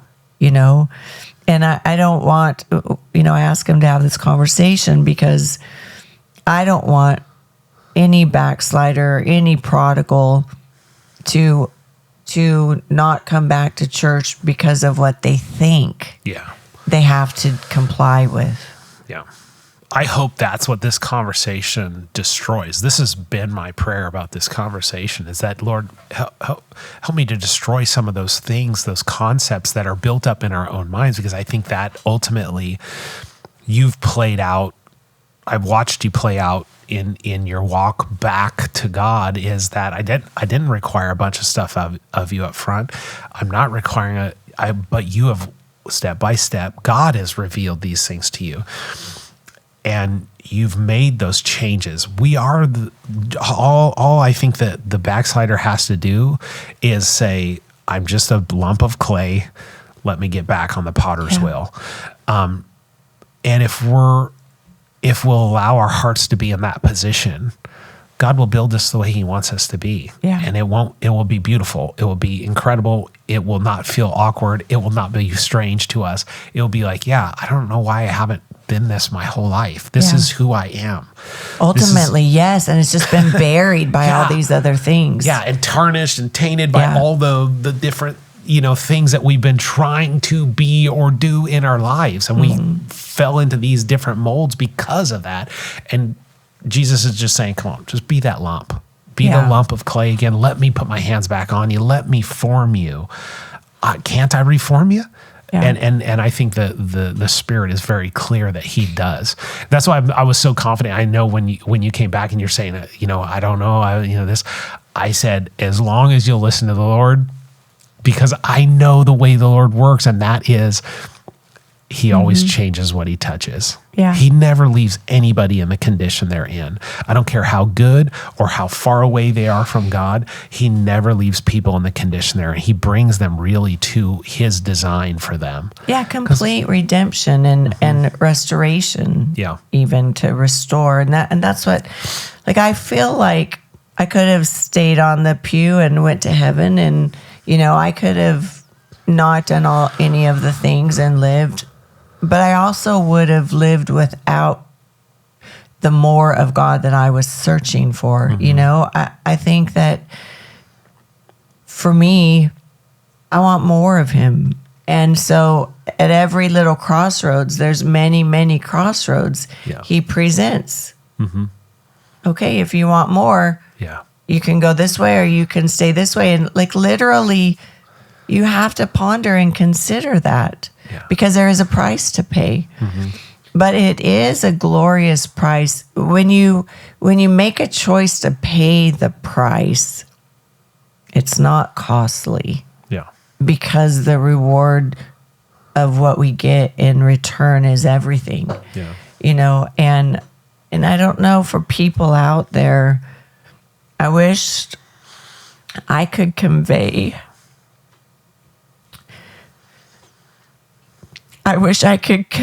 what that feels like, what that looks like when you just make one small decision to say, okay, God, I'm going to try.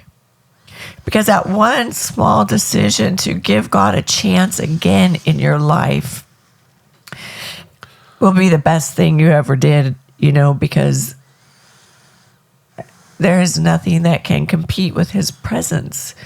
There's nothing that can compete to his voice, speaking to you in a moment. I was in danger once in my office, and the Lord just clearly spoke. He's going to hurt you. He could hurt you. it was a word of warning, and it was just so clear. And like, there's just nothing that compares to being positionally set to hear him without the noise of the world, without the noise of our inner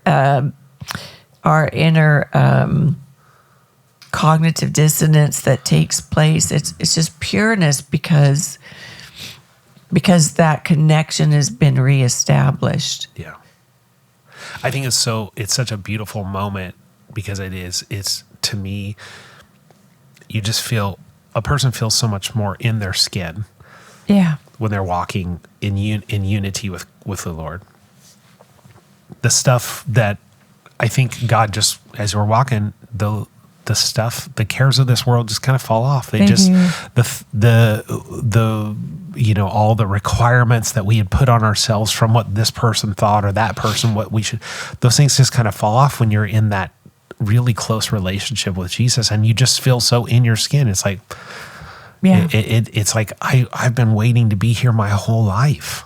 Yeah, if I'm finally walking in that unity with him, and it's the best thing ever. I feel like that's where holiness is, walking with him like that. Yeah, and he does the work, and that's, I would say, let him do the work. You said at Thanksgiving, it's the journey. The backslider does have a journey back. And every little step is significant, and God is going to lead the backslider through each step. I just wanted them to hear a pastor's heart, because I know many have preconceived ideas, and I don't think that's the heart of the ministry now. No, I don't think so. Yeah. So, any final words to anyone listening out there? Oh man, I think it's just, I appreciate you doing this. This is probably one of the most hurtful topics as far as, at least in our movement. And I think it's for you trying to cross this barrier and really trying to bring it into a way in which hopefully backsliders can see. I really appreciate the discussion. I think I hope it can really help some people, because really God, he is love. He's trying to he's our Father. Yeah. He's going to accept us. Right. He's just going to accept us as a father, and all we have to do is really come to him as children. Mm-hmm. And then he takes care of the rest. We grow and mature in him. And,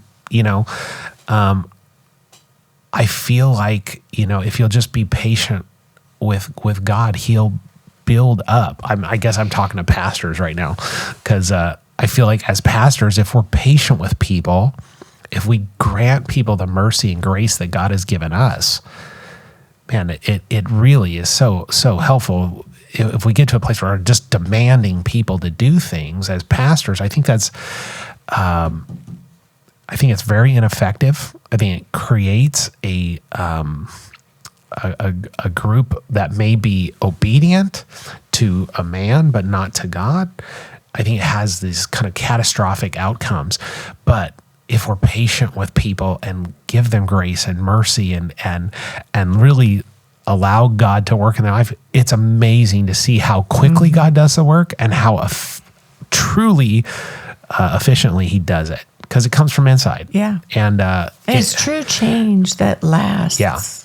I think my pastor, Brother McPhail, always said when I was growing up, a man convinced against his will is of the same mind still. He would repeat that a number of times. That's a man convinced against his will is of the same mind still. It's true.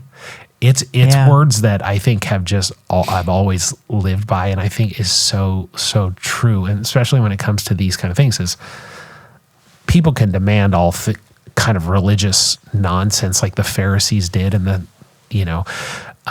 demand things of people who their heart is not there. Right. And so there really is a heart condition. Right. And so when they're out, they're done. All that stuff, as soon as, kids that grow up and I was a youth pastor, for many years. You see these kids, they grow up in church and they say, soon as I'm 18, I am out of here. I will never, and I think, oh God, please let them see the beauty before it's too late, but some of them don't. And they dip out and they are gonzo and they have a number of struggles. And then if they ever turn and when God is working on them, they turn back, they're like, man, what was I doing? Mm-hmm. And it's almost like they have this just come, prodigal moment where they come back and they're like, wow, I didn't realize the mercy and the grace. I didn't understand. I didn't understand. My parents were trying to help me. Right. They weren't trying to destroy my life. They were trying to build up barriers to protect me. Right. They were trying to do these things. They were putting these boundaries up because they know the enemy's out there and trying to attack. And I think if we realized how much people cared about us, those who, come in and say, oh, the standards, really those people, if you peeled back all the stuff that builds up around this topic, you peeled all that back, you'll see a heart that's a parent that loves their child, a pastor that loves their flock. Right. You may have misinterpreted how it come across, but the essence was somebody who truly loved you, who was truly cared about your soul, right, and put these things in action thinking that this would be the best.